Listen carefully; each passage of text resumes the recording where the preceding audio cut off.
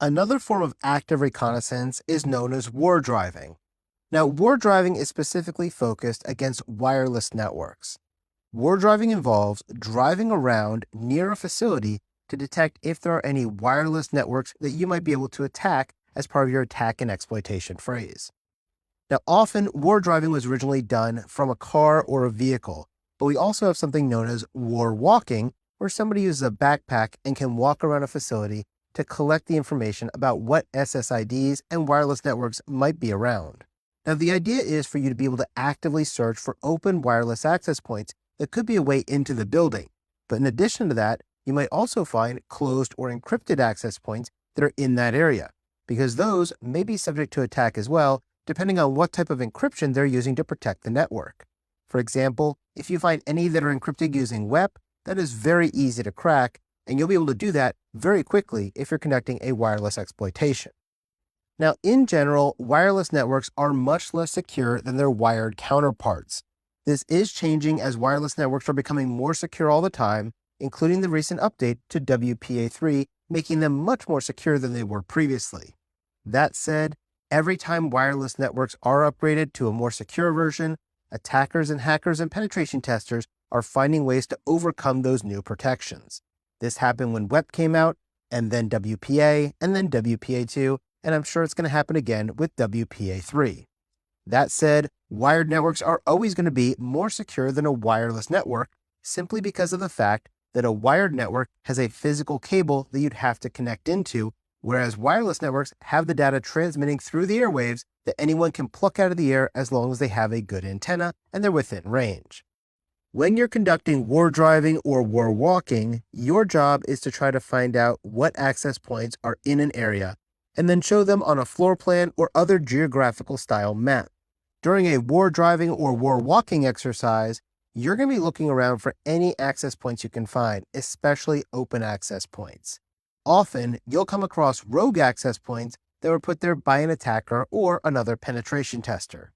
If you find these access points, whether they are authorized or unauthorized, you should document their location and notify the organization. In addition to this, another thing you'll be testing for is if the devices themselves have been properly locked down. Some organizations have multiple wireless networks, including a guest network and a business network. That guest network can be used for anybody who is visiting the building. For example, when you go to a coffee shop, there's usually Wi-Fi in that coffee shop. That is part of their guest network. Their point-of-sale system that runs their cash registers may be on a wireless network too, but it's going to be on a different wireless network that is better protected. Your goal as you conduct wardriving and war walking and a wireless assessment is to verify where those devices are, what type of protections are in place, and are they adequately secured. Now, wardriving is not something that is only done by penetration testers. Attackers do this as well. Oftentimes, attackers will look for open wireless access points that they can use to run their attacks from. That way, if somebody traces back the source of the attack, they're not finding the attacker's location, but instead, they're finding yours because it's your wireless access point.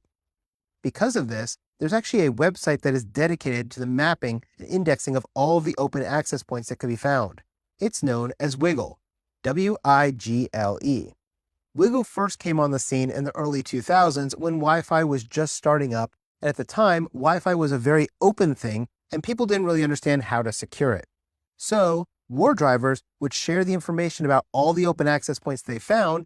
That way, people could use them as free internet when they were out and about, because at that time, we didn't have mobile data on our cell phones to the extent we do today. Now, Wiggle is considered an open source intelligence tool, and you can use it during the reconnaissance phase. One of the things you may want to use Wiggle for is to verify if the target organization you're going to be looking at has already been listed inside of Wiggle, because maybe they already have open access points that other people have found, and that can become your way into the network during your exploit and attack phase. Now, when it comes to conducting wardriving and scanning of the networks, you're going to want to make sure you have a good antenna. And when you look at antennas, they're going to be classified based on the number of dBi. Now, dBi stands for the decibels per isotropic. This means how strong is that antenna? How good can it listen and collect information? If you have a 2 dBi antenna, it is much weaker than having a 5 dBi antenna. Similarly, if you have a 9 dBi antenna, that's going to be even stronger than a 5 dBi antenna. For example, in my wireless hacking kit, I have a 2 dBi antenna that came with my wireless networking card. I have an additional 5 dBi antenna that I use for mid-range hacking, and then I have a 9 dBi antenna that I use for longer distances. Now, additionally, think back to your Network Plus days when you learned about antennas. Antennas can be classified as unidirectional, bidirectional, or omnidirectional. If you have an omnidirectional antenna, which is what most wireless cards are going to have by default, even with a higher dBi, you're going to get less distance. The reason is you're having to send out that signal in all directions. If you have a bidirectional antenna or a dipole antenna, you're only going to be going out in 2 directions, and that means you can focus more strength in those 2 directions. But the best is a directional antenna. If you have a unidirectional antenna, you can look directly at your target organization, focus in on them, and get really good distance with an antenna of 5 or 9 dBi. For example, when I'm conducting a wireless penetration test, I'll often use a 9 dBi antenna using unidirectional mode where I can sit across the street and still access the building without anybody being able to see me. Another key measurement when you're talking about a Wi-Fi signal is your SNR, which is your signal to noise ratio. This is simply a measurement of how strong the wireless signal level is in relation to your background noise. If you see you have a very low number for your SNR, meaning you have a weak signal and a high amount of noise, that means you're going to need a stronger antenna or you're going to need to get closer to the source of that wireless network. Maybe you're 500 feet away and you need to be 250 feet away, or you need to move from a 5 dBi antenna to a 9 dBi antenna. These are all things you need to consider as you're preparing for wireless attacks, especially when you're doing them at a distance.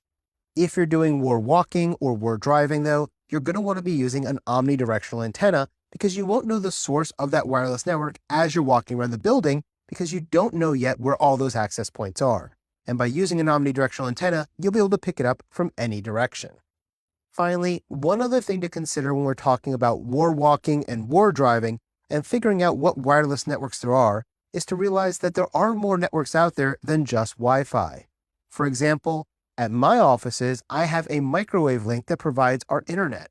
That microwave link uses a parabolic antenna that has a curved surface with a fixed pattern that points to our internet service provider and connects a point-to-point link between their building and ours to provide us with fast internet speeds because we don't have fiber optic networks where our office is.